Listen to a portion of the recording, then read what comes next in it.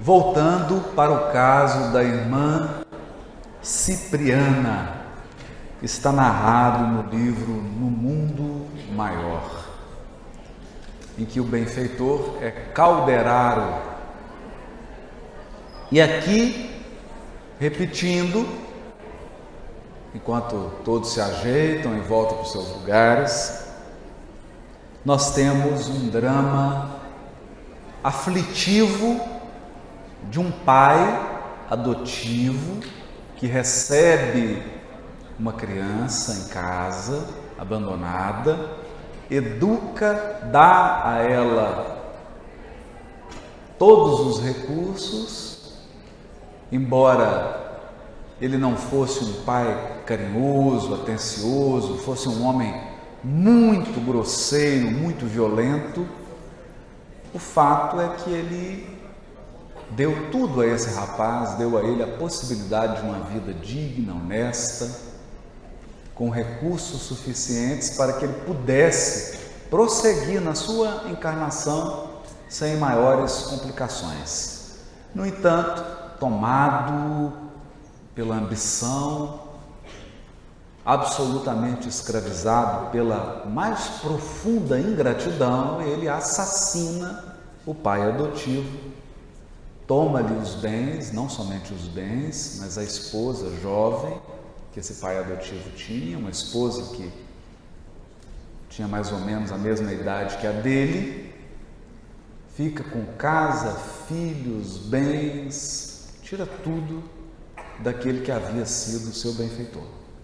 Naturalmente, então, esse pai adotivo, em chegando ao mundo espiritual desencarnado e vendo-se assaltado nos seus mais preciosos bens, é tomado de um ódio profundo e passa a obsidiar esse rapaz. Ele então se entrega a um trabalho imenso, aquelas pessoas que arrumam milhões de compromissos, que não têm tempo para descansar, que não para, que está sempre agindo, mas na verdade ele estava fugindo de um processo de culpa tormentoso, e essa fuga com um trabalho excessivo, sem respeito aos limites do corpo físico, somado ao processo obsessivo, intenso e insidioso, levam a ele a um estado de saúde muito grave, e aqui ele está prestes a desencarnar, está ao lado dessas duas entidades em sofrimento profundo, porque sofre tanto quem fere quanto quem não perdoa. A mágoa e a maldade são marido e mulher, dormem na mesma cama. A maldade de quem fere, de quem prejudica, e a mágoa de quem não perdoa. Estavam ali essas duas criaturas profundamente ligadas, profundamente perturbadas, uma afligindo a outra, até quando Deus sabe. Então, André Luiz pergunta a Calderaro: e por que não tentamos o esclarecimento verbal? Por que você não senta esses dois espíritos e põe eles para assistir uma palestra?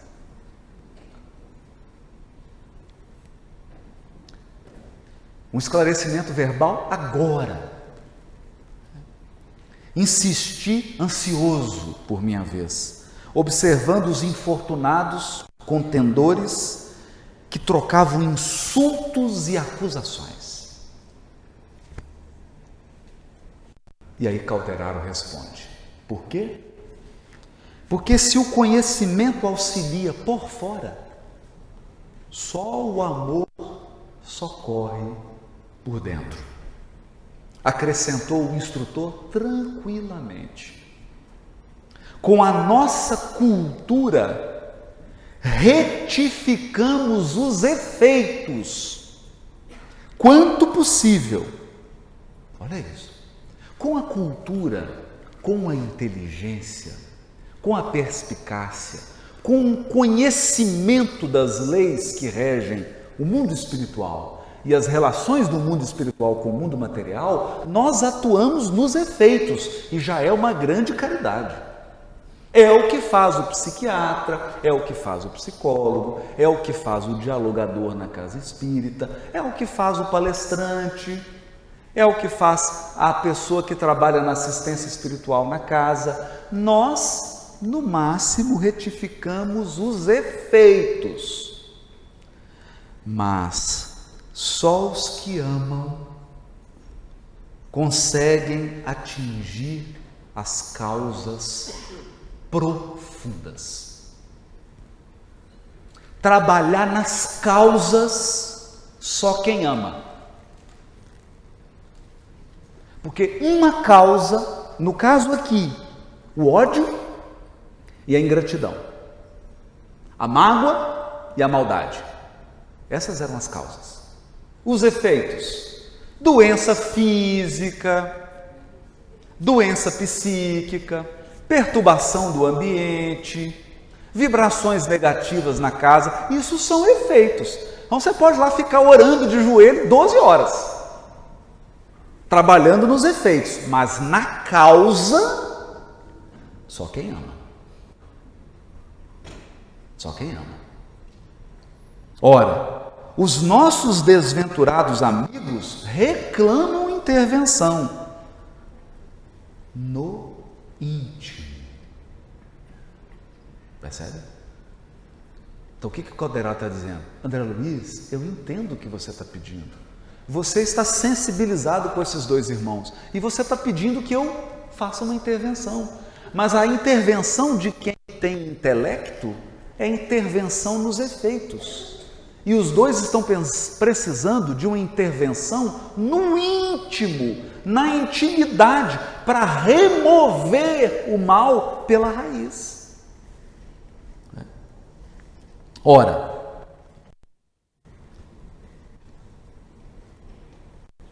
remover pela raiz, né? Para modificar atitudes mentais em definitivo. E nós ambos, olha que lindo, né? E o Calderaro se coloca no nível do aprendiz. E nós ambos, por enquanto, apenas conhecemos, sem saber amar. Olha, então Calderaro, meu amigo, nós dois aqui, eu como orientador e você como aluno, por enquanto conhecemos, mas não sabemos amar. Só quem ama remove as causas do mal. Quem conhece ajuda nos efeitos, e já é muito. Então, eu costumo dizer, eu vou traduzir isso aqui no mineirês. Quem conhece é analgésico. Quem ama é cirurgia. Mas tá bom demais. Tá bom demais. Quando eu fiquei doente lá em Belo Horizonte, tive uma infecção intestinal, eu estava sentindo tanta dor, que na hora que eu entrei para o hospital, eu olhei para o médico e falei assim, pelo amor de Jesus Cristo, só me dá uma coisa na veia, na cabeça, qualquer lugar. Porque eu não aguento mais sentir dor. E ele perguntou, e que hora que dói? Quando eu respiro. Aí me colocou, aplicou na veia. Eu não sei o que ele aplicou. Só sei que 5 minutos depois, eu falei, meu Deus do céu, consegui respirar. Aí ele falou assim, tá calmo agora? Parou a dor? Então agora nós vamos tratar. Percebe? Então quem conhece, dá o analgésico. Alivia. Mas a cirurgia, quem remove, é quem ama. Vejamos.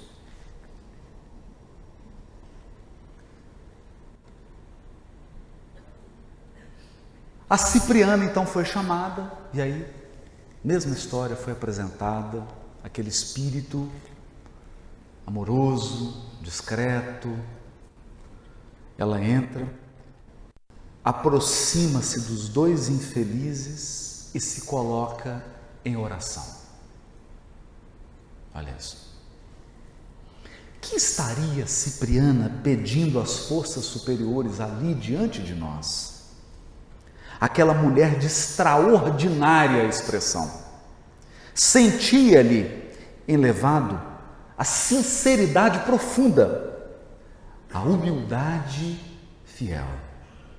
A prece em que por alguns minutos se concentrou saturava-se de sublime poder. Olha isso, poder. Porquanto em breve suave luz descia do alto sobre a sua fronte venerável. Nós espíritas precisamos aprender a fazer prece dessas que têm poder. Mas aí tem que aprender a amar antes. Entende? Porque a nossa prece é bolinha de ping-pong. Ela vai no máximo. Vai mesmo aquela lâmpada ali. Sobe. Não é? Aqui não. A gente vê a profunda prece. Não é? Tive a impressão de que a sua organização perispiritual...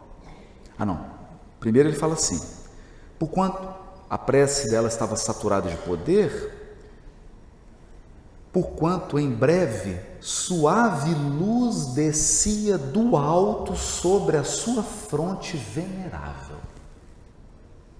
Tem coisas, eu digo assim, para ler a obra de André Luiz, você tem que ler o que está escrito e o que não está escrito. Uma luz descia do alto. Quem que estava mandando essa luz? Né? Quem? Né? Então, nós não sabemos. Agora, eram espíritos ainda superiores a Cipriana. Então, aí você vê a intervenção das esferas superiores da vida, que estão observando. Uma luz desce sobre a fronte dela. Gradativamente, Cipriana se fazia mais bela. Os raios divinos ali fluírem dos mananciais invisíveis, envolvendo-a, transfiguraram ela toda. Tive a impressão de que a sua organização perispiritual absorvia a claridade maravilhosa, represando-lhe no ser. Toda aquela luz foi para ela. Então, observe, é importante isso aqui. Eu estou lendo isso aqui, porque senão a gente vai achar que a Cipriana chegou lá e falou assim, oi, eu amo, vou resolver esse problema agora. Não. Não é assim. Isso aí só em desenho ou filme da Marvel. Na vida real, os recursos vêm de Deus, que é o amor supremo da criação. Ela absorve os recursos e então canaliza. Esse quadro, em alguns momentos, circundava refulgente halo, cuja santidade senti dever respeitar. Quer dizer, o brilho que agora estava saturada a Cipriana e dava respeito. Então, você ficava, o André Luiz, né, sentindo um respeito. Ou seja, é poder espiritual mesmo. Autoridade espiritual.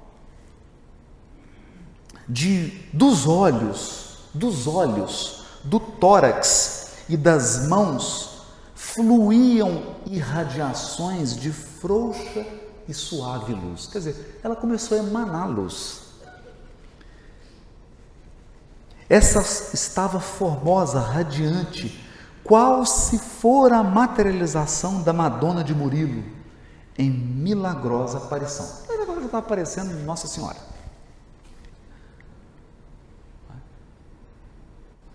Parecendo um quadro.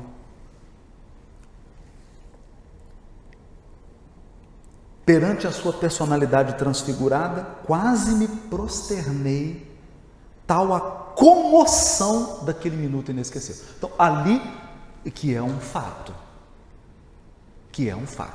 Essas forças espirituais, a primeira coisa que você tem vontade de chorar. Você é tomado de uma comoção, você começa a chorar e você não sabe, e você não consegue controlar. É uma comoção. E o André Luiz desabou. Nenhum olhar nos dirigiu, ou seja, ela estava concentrada nos dois. Talvez por humildade. No desejo de ocultar a elevada posição de que ela desfrutava. Entendeu? Porque espírito imperfeito, você coloca um tijolo, ele já quer subir para destacar. E espírito superior, ele está sempre escondendo para não se mostrar. Estendeu as mãos para os dois desventurados, atingindo-os com seu amoroso magnetismo. E notei, assombrado, que o poder daquela mulher sublimada lhes modificava o campo vibratório. Olha isso. Bastou ela emanar para os dois, ela modificou a vibração dos dois espíritos, gente. É isso que nós estamos falando.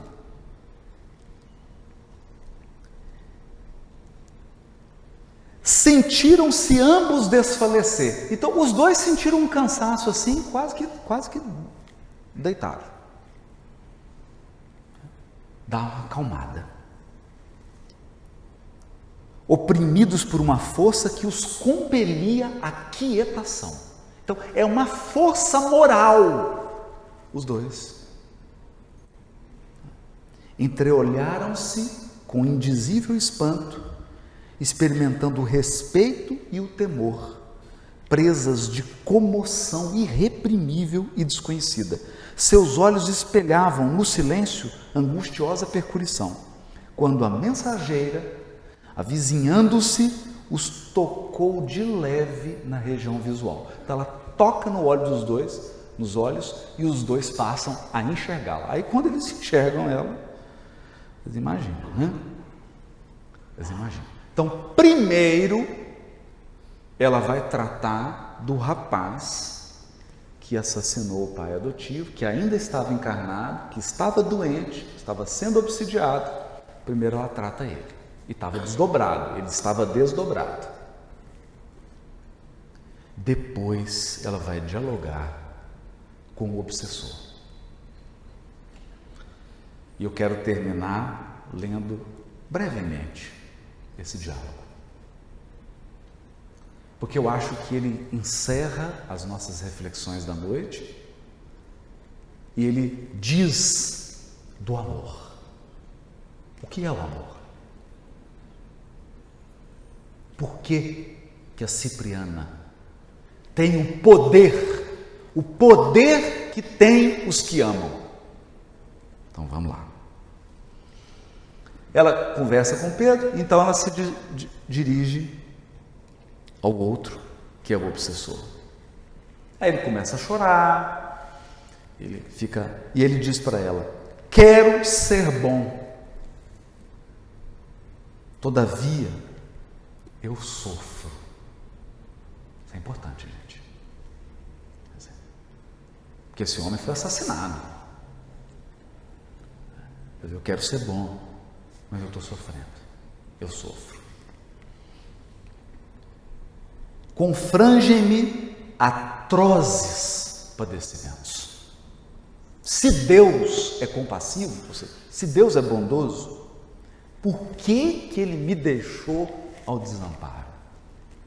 Percebeu? A pergunta dele é: por que Deus permitiu que isso fosse feito comigo?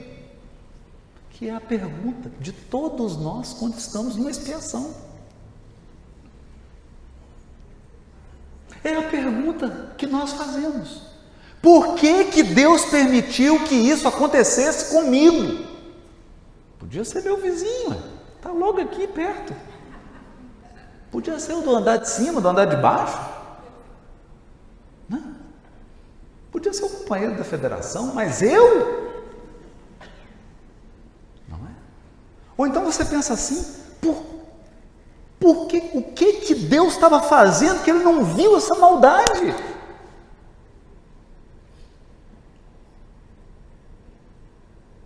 Olha isso. Não é uma dúvida simples, não é uma dúvida singela, é uma dúvida profunda. Aí, vai olhando a Cipriana. Aqueles soluços explodiram dentro da alma torturada, feriam-me fundo o coração. Então, André Luiz se sentiu compadecido. Aquilo feriu, ele falou: meu Deus, esse homem está sofrendo demais. Como não chorar também ali, ante aquela cena simbólica? Camilo e Pedro entrelaçados no crime e no resgate. Olha isso, no crime e no resgate.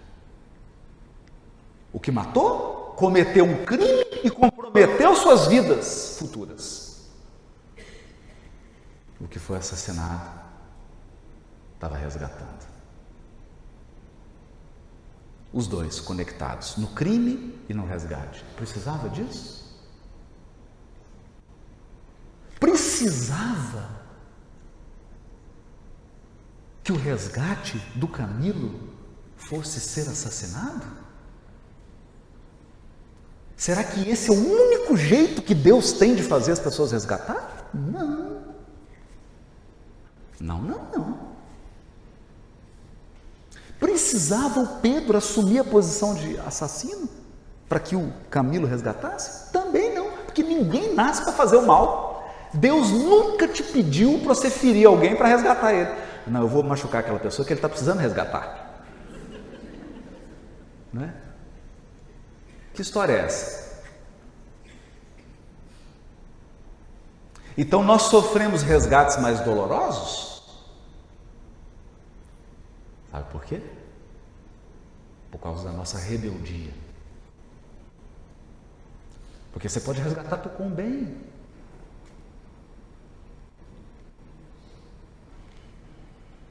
Mas aí são questões complexas. Então eles representavam ali os dois, nós, os seres humanos falíveis. Cipriana, tolerante e maternal, não personificava a compaixão divina, sempre inclinada a ensinar o perdão e a corrigir através do amor?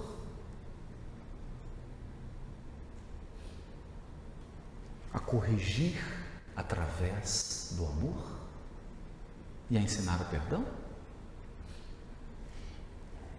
Ouvindo as palavras do verdugo, a missionária observou: quem de nós, meu amigo, poderá apreender toda a significação do sofrimento? Eu vou ler de novo. Quem de nós, meu amigo, poderá apreender toda a significação do sofrimento? Você acha que só porque conhece a reencarnação e lê de causa e efeito, você vai conseguir explicar todo o sofrimento? Não.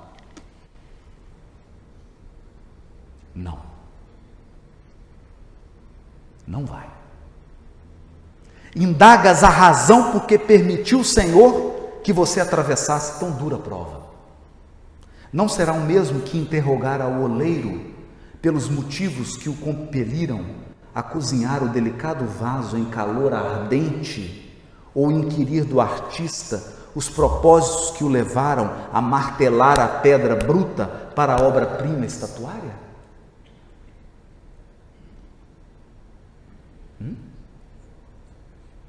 Você chega para o Rodin, o escultor, e fala assim: por que você está agredindo essa rocha? E ele te fala assim: porque eu vou tirar dela uma escultura. Certa vez entrevistaram o Rodin, que é o que fez o Pensador, né? E falaram para ele: como que você consegue, como que você conseguiu extrair uma escultura dessa de uma rocha? Ele falou assim: a escultura já estava lá, eu só tirei o excesso.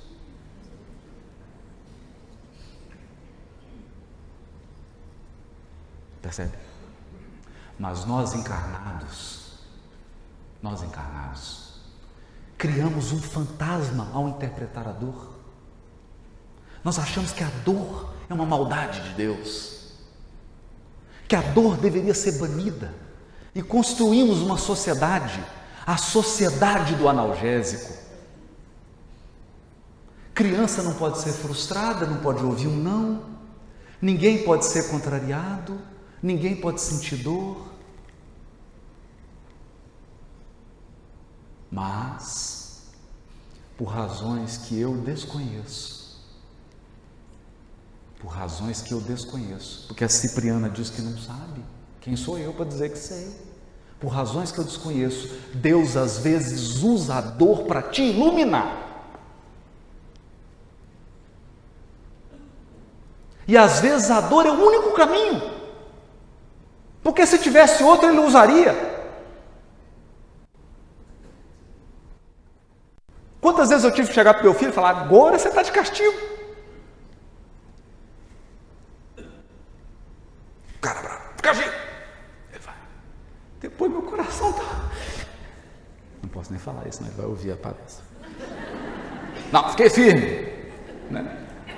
Estava lá doído, mas não tinha outro jeito. Ele passou do limite.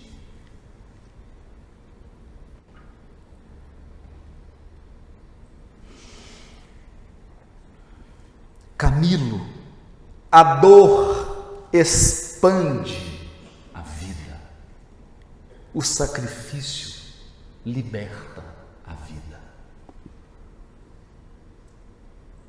A dor expande a vida, o sacrifício a liberta. O martírio é problema de origem divina.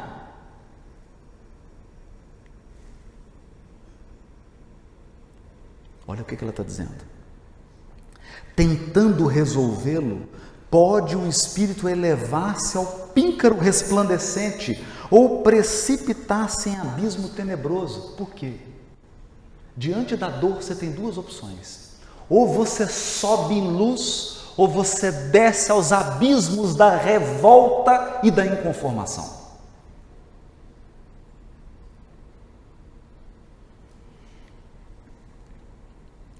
Porque muitos retiram do sofrimento o óleo da paciência, com que acendem a luz para vencer as próprias trevas, ao passo que outros extraem do sofrimento pedras e acúlios de revolta, com que se despenham nas sombras do precipício. Portanto, amigos, agora vocês vão entender aqui por que ela está falando assim. Você fala assim: nossa, mas essa é a que ama. É a que ama, está falando desse jeito. Imagina que não ama. Porque a gente acha que amor é Hollywood, é aquele suco de laranja com mel, bem doce. A gente tem uma visão fantasiosa do amor. Agora vocês vão entender por que ela está falando assim. E aqui há uma coisa importante: o Espiritismo é o Consolador prometido. Não é porque ele tira a sua dor, ele não tira a dor. Aconteceu o problema agora da barragem lá em Brumadinho, e muitas pessoas disseram: mas essa explicação que o Espiritismo tem? Que eu gravei lá explicando sobre desencarnação coletiva. Ele falou: mas é isso? Isso aí consola alguém? Eu falei: consola? Consola? Consolou a minha vizinha que perdeu o marido e ficou com uma criança de 6 e outra de 4. Consola sim. Mas não é porque o Espiritismo tira a dor, não. Porque perder um marido, perder uma mãe, perder uma pessoa que você ama, dói até o dia de você encontrar ela de novo no mundo espiritual. Então o Espiritismo não tira a dor de ninguém. O Espiritismo é o consolador prometido porque ele tira a revolta. A dor fica, mas a revolta sai. Meus irmãos, já é tudo.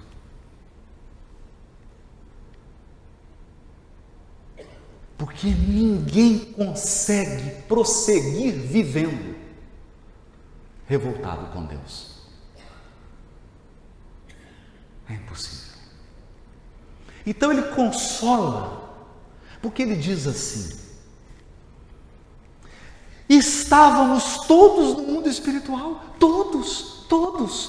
Você reencarnou junto com a sua mãe?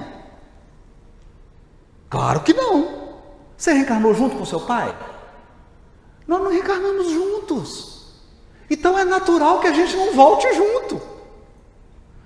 Mas nós saímos de um lugar e nós vamos voltar para ele. Só que uns vão antes. O Gabriel já está com a lista aqui da sequência. Depois, se você quiser saber qual que é a sua ordem, a gente fez só da plateia, né? Só da plateia aqui. Quem vai ser o primeiro e o último a desencarnar? Então tem uma ordem. Então vai doer. Quando um ente amado vai antes que você, vai doer até o dia que você chegar lá e falar: oh, meu amigo, encontrei. Oh, meu amor. Mas o consolo está no Espiritismo em dizer: não desespera, porque ninguém morre. Fica firme.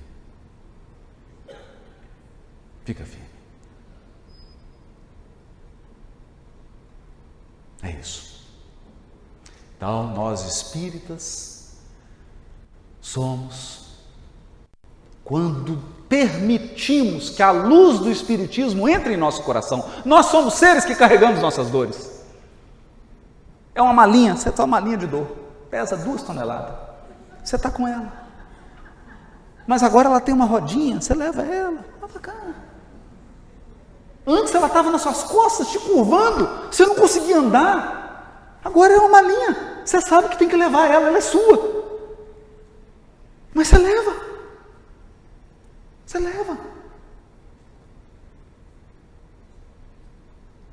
Que vai chegar o dia, você não vai precisar levar mais. Então Cipriana disse para ele, para encerrar: comentas o mal que te feriu, invocas a providência com expressões desrespeitosas, meu filho. Oh, meu filho, cala o dom de falar quando não puderes servir ao bem. Assim, fica calado, meu filho. Vivi igualmente na terra e não padeci quanto devia, considerando o tesouro da iluminação que eu recebi do céu pela dor. Percebe? Ela está dizendo: você está vendo minha luz, meu filho? Você está vendo essa luz? Eu não padeci. Se eu soubesse que o que eu padecia me dá essa luz, eu tinha sofrido mais. Tinha padecido mais. Entende o que ela está pensando? Agora vai escutando. Perdi meus sonhos, perdi meu lar, perdi meu esposo, perdi meus filhos. O Senhor me deu eles e o Senhor me retirou. Meus 2 rapazes foram assassinados numa guerra civil em nome de princípios legais. Guerra. É por aqui. É aquela que teve por aqui. Perdeu os 2 filhos. Minhas 2 filhas foram seduzidas pelo fascínio do prazer e do ouro. Vocês já entenderam o que ela está dizendo. escarneceram as minhas esperanças e até hoje, meu filho, elas permanecem na esfera sombria, emaranhadas em perigosas ilusões. As duas filhas da Cipriana estavam no umbral.